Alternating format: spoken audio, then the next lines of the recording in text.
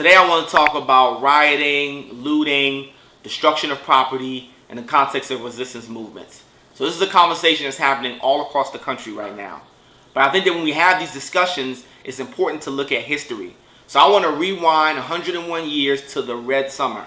So the Red Summer is a term that was coined to describe a couple-month period in the year 1919 where especially brutal race riots ripped across the country. So I refer to them as especially brutal because this type of thing was happening before 1919 and it continued to happen after. But during these race riots, black towns were burnt, looted, property was stolen, and black people were being murdered en masse. They fought back, but they were still being murdered en masse. And so for this very reason, I don't like referring to them as riots. I feel like it's a misnomer. I like to use the term racialized domestic terrorism. But these race riots were happening all across the country. They were happening in Georgia, Mississippi, Alabama, Texas, Arkansas, Nebraska, Oklahoma, South Carolina, Maryland, DC, Delaware, Philadelphia, New York, Connecticut, and so many other states. Another reason why I don't like the word riots is because it connotates confusion, right? And to me, it takes away from a very specific agenda that was behind a lot of these events.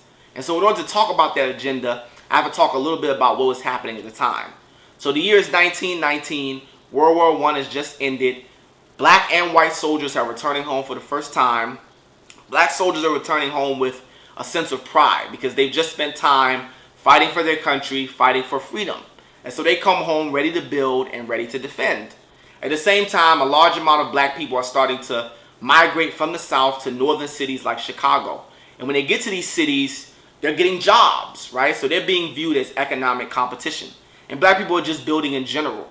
Black towns are starting to become a little bit more prosperous. Folks are building businesses, schools, churches, etc. Black people in these cities are starting to climb the socioeconomic ladder to a degree. So they're being viewed with increasing resentment, hatred, and jealousy. And so I think that the motive was to slow black progress and to pit black people in their place. And so today, I want to talk about one especially brutal race riot that happened in Elaine, Arkansas. So in order to talk about the events that happened in Elaine, Arkansas in the year 1919, I have to talk a little bit about sharecropping. So sharecropping is a system where someone is allowed to live on the land and farm it, but in exchange for staying there, they have to pay the landlords a part of their crop as rent.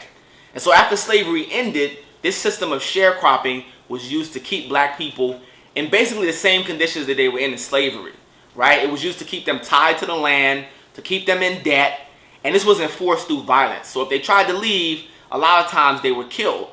And so this story begins with a group of black farmers meeting to discuss how they could legally fight this oppressive system of sharecropping.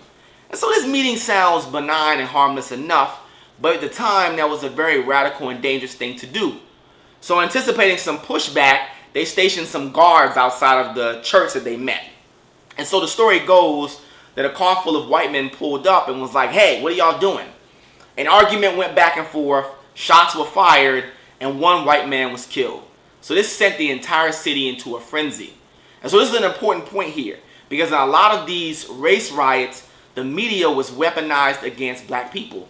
So news companies like the Washington Post would publish titles like, "White woman is raped, Negroes responsible." In this particular case, local newspapers published stories which said that the black sharecroppers of Elaine, Arkansas were planning a massive rebellion or insurrection, and they were planning to take over the city. So this called in hundreds and hundreds and hundreds of white men from nearby towns, cities, counties, etc. And so they mobbed up and they began to hunt and kill black people. So they killed black men, women, and children in the streets. They burned their houses. They took their property. So this story is kind of difficult to talk about sometimes, because when you hear some of the specifics, you hear about things like black body parts being taken as souvenirs.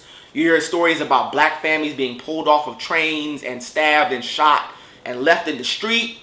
So after a while, the U.S. Army decides to send in about 300 troops to also quell this so-called black insurrection.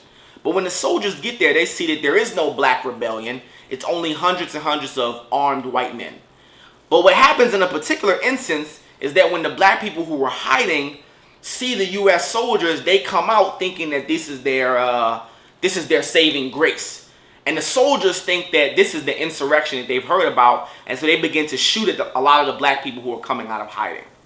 So even after this is all over, and it's another important point, in a lot of these instances, the law enforcement did not protect black people, and they were actually on the side of the mob. So when all this is over, the only people that are arrested is black people, right? So they arrest a large number of black people in Lane, Arkansas. They jail them, and they begin to brutally torture them to elicit these fake confessions so that they can take responsibility for the events that happened in the riot. So you can actually look this up because this started to garner a lot of national attention. And so if you look up the Lane 12, I believe, it'll talk about this fight to free 12 of those imprisoned black people. So I shared this story because when these extreme instances of injustice happen, everyone rushes to tell oppressed people that rioting, looting, angry protests are not valid forms of resistance or just general expressions of rage. I find this to be extremely hypocritical because these same oppressed people have been systematically victimized by a lot of these tactics in the past. Right? These race riots that spanned across the country in 1919 and after created disparities in a lot of these cities that still exist to this day. A lot of that land, property that black people lost during the Red Summer, they never got back.